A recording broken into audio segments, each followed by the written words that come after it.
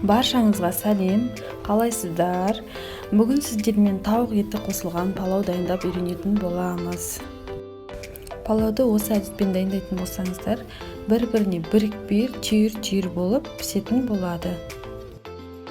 Ол үшін бізге тауық еті, жуа, сәбіз, сарымсақ, тұз және дәмдеуіштер қажет болады.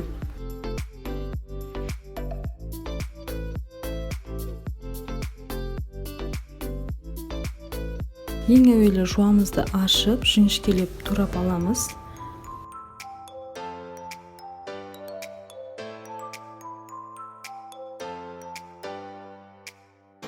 Сәбізіміздің де сыртын ашып, осылай ұзынша қылып турап аламыз.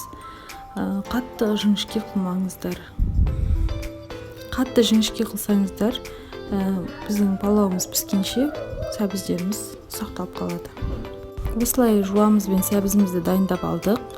Енді табамызға майымызды молдау қылып құйып, етімізді салып қуырамыз.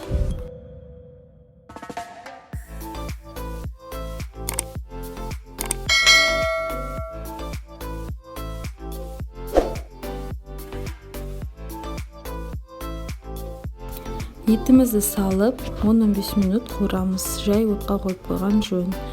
Ол өзінің бабымен суы таусылғанша пісуі тиіс.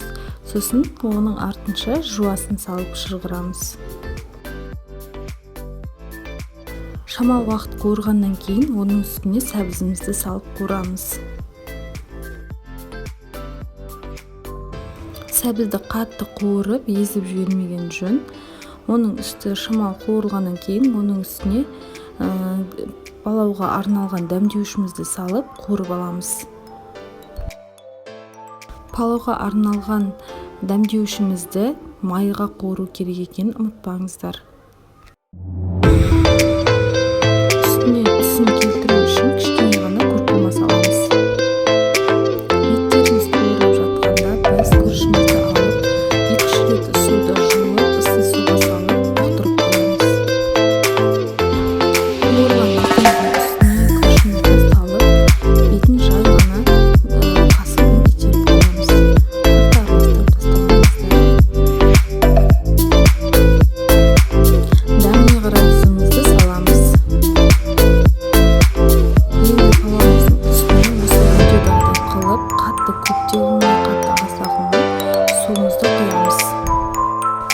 Тамағымыздың астын қаттырақ қосып, 3-4 минут қатты отта қайнатамыз.